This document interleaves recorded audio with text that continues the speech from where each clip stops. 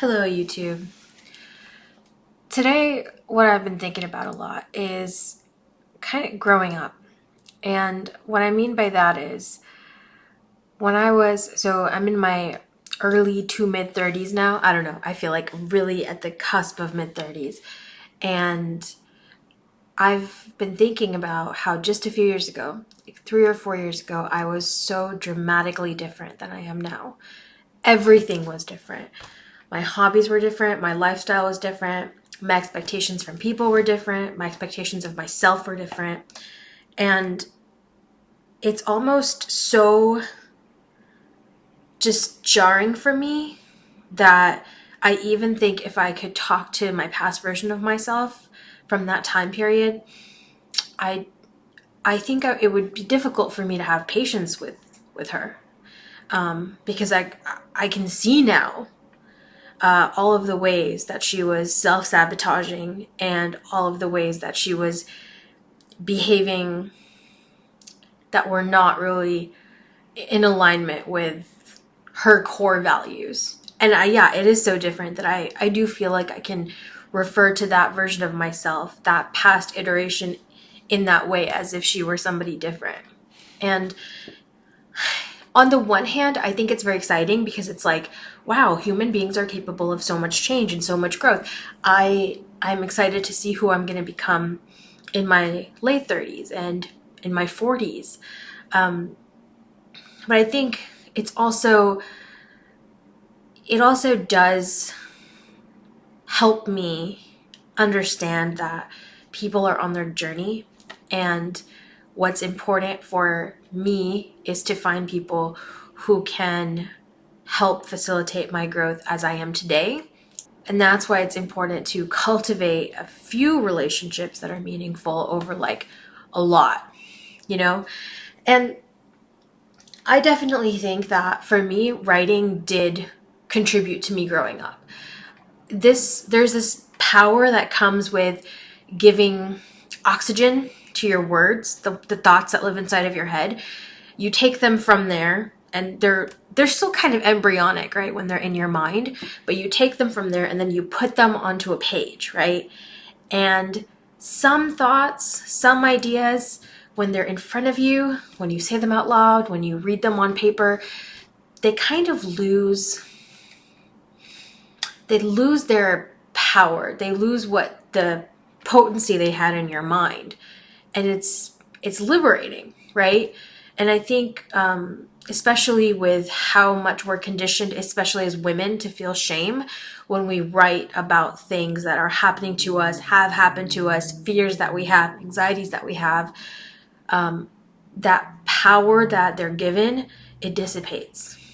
And I think that's really, really important. And for me, there's been a direct line from being able to do that to this dramatic change that I've seen in myself. So, just to kind of discuss how much has changed, I think in my late 20s, I would say I self-medicated a lot. I self-medicated a lot to be able to cope with stressful situations, anxiety-provoking situations. And I think the way that people would have described me from that time in my life, they would have said I was really outgoing, really bubbly, just spontaneous, the life of the party. And I do have that in me, but that's not really who I am. Actually, if I'm allowing myself to just be in the moment and be real, I think I have discovered that I'm much less here and much more like here in terms of my comfort. And maybe sometime in the future there will be a situation where I'll feel like being the life of the party, but I'm also completely content to just sit back with my, nice drink and see what's happening around me. And I think for me, there was this frenetic energy in my 20s where I just wanted to escape from the hard processes I would have to go through to get to healing, like to get to the business of healing. And because I just couldn't even understand how it was going to heal. I did everything I could to just like have fun instead and distract myself. But it is true, I think, that the mountains you refuse to climb, you just end up carrying them with you. I definitely think that was something that happened to me. And then slowly in my 30s, I realized, oh, life is not just your 20s, and life actually just gets a lot harder, and it demands a more adult version of you, a more grown-up version of you as it progresses. So for me, it has been like really important to stop self-medicating, and then to put my mountains down and then climb them. And it's hard. It's definitely hard. It's by no means done. I don't know if I'll ever be done climbing my mountains. Maybe life would be really boring if I got done.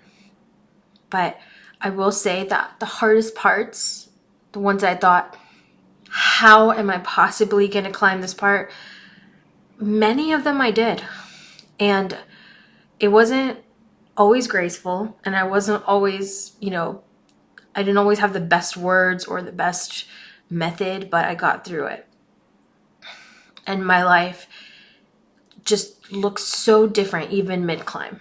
Like, it just completely different. Amazing, actually. Like, the amount of responsibility that I can handle, that I want to handle and am capable of handling, it's like night and day. And like I mentioned before, I definitely do think that being able to write, being able to talk about this, being able to assess these experiences once they're outside of you, I just think it's so powerful. And I will continue to do that, because where I am now, it's not where I want to be when I'm 37, 38. So I just think to myself, how do I continue to cultivate self-reflection, self-awareness in my life as I'm changing, and then just use that for my own growth? It's definitely been a really eye-opening experience starting to write on Medium 2 years ago, and I've seen like the financial ups and downs of writing on the platform. I don't know if I would ever just rely on writing income, unless I become like a renowned author or something someday in the future. But I don't think I would just rely on that income to get by. I don't think my bank account would like that. But I do see all of the non-financial ways that consistently writing on that platform has helped me. And it doesn't have to be that platform. It's just the one that I'm aware of, right? It's the one that I chose. But what's good about it is it's really flexible. So I've been able to write poetry on there. I've been able to write short stories on there, personal essays, scientific articles, whatever I feel like writing.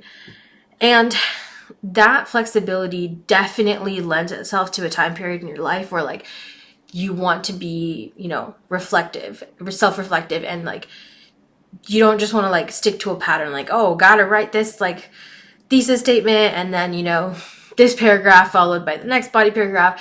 It does allow for that level of creativity that will help.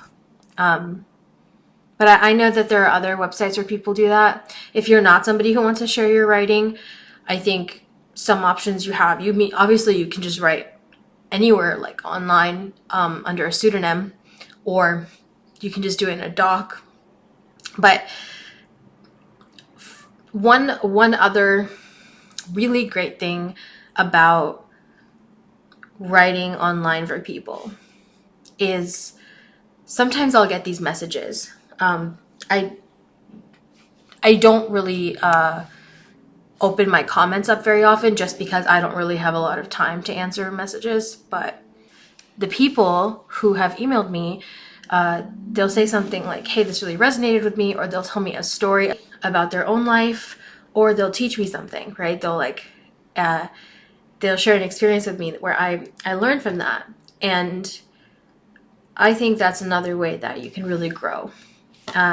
So I definitely think I can see the changes in my life that have come about as a result of me writing consistently, reflecting consistently, and then using that as a tool to move away from like self-medicating, or like move away from escapism and move into just climbing those mountains. Anyway, that's my topic for today. See you next time.